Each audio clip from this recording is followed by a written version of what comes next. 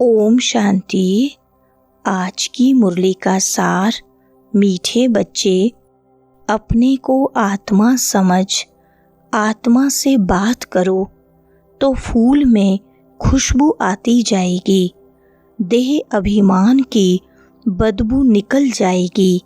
प्रश्न है, अपनी खुशबू चारों ओर फैलाने वाले सच्चे फूल व परवाने कौन हैं? उत्तर है, सच्चे फूल वह जो अनेकों को आप समान खुशबूदार फूल बनाए। श्रीमत पर चल, क्षमा पर जल मरने वाले, अर्थात पूरा पूरा बलिहार जाने वाले, जीते जी मरने वाले सच्चे परवानों की व ऐसे फूलों की खुशबू स्वतः ही चारों ओर फैलती है। सुनते हैं मुख्य पॉइंट्स। पहली पॉइंट, हर एक को अपनी दिल से पूछना है कि हम कहाँ तक फूल बने हैं और ज्ञान की खुशबू फैलाते हैं। अपने जैसा फूल किसको बनाया है? यह तो बच्चे जानते हैं। ज्ञान का सागर बाप है, उनकी कितनी खुशबू है। जो अच्छे फूल व परवाने हैं उनकी जरूर अच्छी खुशबू आएगी। वह सदैव खुश रहेंगे। औरों को भी आप समान फूल व परवाने बनाएंगे। फूल नहीं तो कली बनाएंगे। पूरे परवाने वह हैं जो जीते जी मरते हैं, बलि चढ़ते हैं अथवा ईश्वरीय औलाद बनते हैं। दूसरी पॉइंट, सब मुक्ति के लिए ही पुरुषार्थ करते हैं, परंतु मुक्ति का अर्थ नहीं समझते। कोई कहते हैं ज्योति ज्योत समाएंगे, कोई समझते हैं पार निर्वाण धाम जाते हैं। निर्वाण धाम में जाने को ज्योति में समाना या मिल जाना नहीं कहा जाता। तुम समझते हो हम दूर देश के रहने वाले हैं, इस गंदी दुनिया में रहकर क्या करेंगे? बच्चों को समझाया है, जब कोई से मिलो तो यह समझाना पड़े कि यह बना बनाया ड्रामा है। सतयुग, त्रेता, फिर संगम युग, यह भी समझाया है।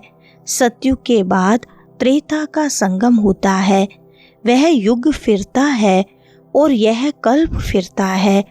बाप युगे युगे नहीं आते हैं। तीसरी पॉइंट, अगर कहाँ भी श्रीमत पर न चले तो माया पिछाड़ती रहेगी। श्रीमत का बहुत गायन है। श्रीमत भगवत गीता कहा जाता है। शास्त्र तो बाद में बैठ जिन्होंने बनाए तो उस समय बुद्धि रजो होने कारण समझा कि श्री कृष्ण द्वापर में आया। मैं आता ही तब हूँ जब आदि सनातन देवी देवता धर्म प्राय लोप हो जाता है, बाकी सब धर्म रहते हैं। ऐसे नहीं कि वह देवता धर्म वाले मनुष्य गुम हो जाते हैं, परंतु यह भूल जाते हैं कि हम देवी देवता धर्म के थे, अपना हिंदू धर्म कह देते हैं। यह भी ड्रामा में नूंद है। चौथी पॉइंट, अब बाप कहते हैं श्रीमत पर चलो। जन्म जन्मांतर का बोझा सिर पर बहुत है, नहीं तो त्राही त्राही करना पड़ेगा। वह तो समझते हैं आत्मा निर्लेप है, परंतु नहीं, आत्मा ही सुख दुख देखती है। यह कोई समझते नहीं। बाबा बार बार समझाते हैं मंजिल बहुत भारी है। इस समय तुम पुरुषार्थ करते हो जबकि दुखी हो। जानते हो सतयुग में हम बहुत सुखी रहेंगे। वहाँ यह पता नहीं रहेगा कि हमको फिर दुख धाम में जाना है। हम सुख में कैसे आए हैं, कितने जन्म लेंगे, कुछ भी नहीं जानते। पांचवें पॉइंट, तुम ईश्वर की औलाद होने के कारण जैसे ईश्वर नॉलेजफुल है, ऐसे तुम भी नॉलेजफुल ठहरे। अभी तुम ईश्वरीय औलाद हो, परंतु नंबरवार। कोई तो बड़े मस्त हैं, समझते हैं हम बाबा की मत पर चलते रहते हैं। जितना मत पर चलेंगे उतना श्रेष्ठ बनेंगे। बाप सम्मुख बैठ बच्चों को समझाते हैं, बच्चे देह अभिमान छोड़ दो, देही अभिमानी बनो, निरंतर याद करो, बाप तो सदैव है ही सुखदाता। ऐसे नहीं कि दुख भी बाप ही देते हैं। बाप कभी बच्चों को दुख नहीं देंगे। बच्चे अपनी उल्टी चलन से दुख पाते हैं। छठी पॉइंट, बाप कहते हैं मैं गरीब निवाज हूँ। दान भी हमेशा गरीबों को ही दिया जाता है। सुदामा की बात है ना, चावल चपटी ले उनको महल दे दिए। सवेरे में बैठ विचार सागर मंथन करना है।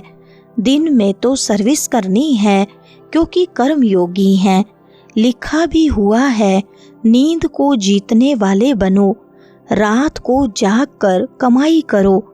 दिन में तो माया का बड़ा बखेरा है, अमृत वेले वायुमंडल अच्छा है। बाबा को यह तो लिखते नहीं कि फलाने टाइम पर उठकर विचार सागर मंथन करते हैं। बड़ी मेहनत है, विश्व के तुम मालिक बनते हो।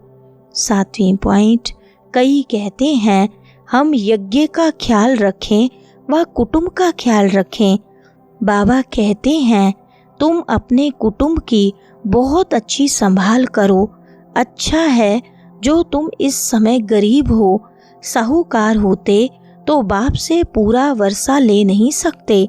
सन्यासी ऐसे नहीं कहेंगे, वह तो पैसे लेकर अपनी जागीर बनाते हैं। शिव बाबा थोड़ी बनाएंगे। यह मकान आदि सब तुम बच्चों ने अपने लिए बनाए हैं। यह किसकी जागीर नहीं, यह तो टेम्परेरी है, क्योंकि अंत समय बच्चों को यहाँ आकर रहना है। हमारा यादगार भी यहाँ है, तो पिछाड़ी में यहाँ आकर विश्राम लेंगे। 8वीं पॉइंट, बाप के पास भागेंगे वह जो योग युक्त होंगे, उन्हों को मदद भी मिलेगी। बाप की बहुत मदद मिलती है। तुमको यहाँ बैठ विनाश देखना है।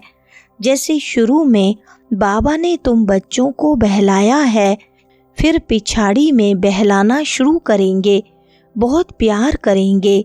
जैसे वैकुंठ में बैठे हैं, बहुत नज़दीक होते जाएंगे। यह तो समझते हैं कि हम यात्रा पर हैं, थोड़े समय के बाद विनाश होगा। तुम बहुत खुश हो जाएंगे, बस हम जाकर प्रिंस बनेंगे। किस्म किस्म के फूल हैं।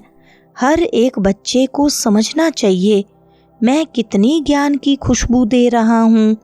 9वीं पॉइंट, तुम बच्चे समझते हो हम बाबा के तो बन गए, परंतु नहीं, इसमें बड़ी सूक्ष्म बुद्धि चलती है। मैं आत्मा हूँ, मैं इनकी आत्मा को समझाता हूँ। यह हमारा भाई है, इनको रास्ता बताना है। आत्मा समझ रही है, ऐसे समझो, तब आत्मा को तीर लगे। देह को देखकर सुनाते हो तो आत्मा सुनती नहीं है। पहले यह वार्निंग दो कि मैं आत्मा से बात करता हूँ। आत्मा को न तो मेल न फीमेल कहेंगे। आत्मा तो न्यारी है, मेल फीमेल शरीर से नाम पड़ता है। जैसे ब्रह्मा सरस्वती को मेल फीमेल कहेंगे, शिव बाबा को न मेल न फीमेल कहेंगे। वरदान है, तपस्या द्वारा अपने विकर्मों व तमोगुण के संस्कारों को भस्म करने वाले तपस्वी मूर्त भव। विस्तार है, जैसे अभी ईश्वरीय पालना का कर्तव्य चल रहा है, ऐसे लास्ट में तपस्या द्वारा अपने विकर्मों और हर आत्मा के तमोगुणी संस्कार व प्रकृति के तमोगुण को भस्म करने का कर्तव्य चलना है। इसके लिए सदा एक स्थिति के आसन पर स्थित हो अपने तपस्वी रूप को प्रत्यक्ष करो। आपकी हर कर्म इंद्रिय से देह अभिमान का त्याग और आत्माभिमानी बनने की तपस्या प्रत्यक्ष रूप में दिखाई दे। स्लोगन है, संस्कारों की टक्कर से बचने के लिए बालक और मालिकपन का बैलेंस रखो। अच्छा, ओम शांति।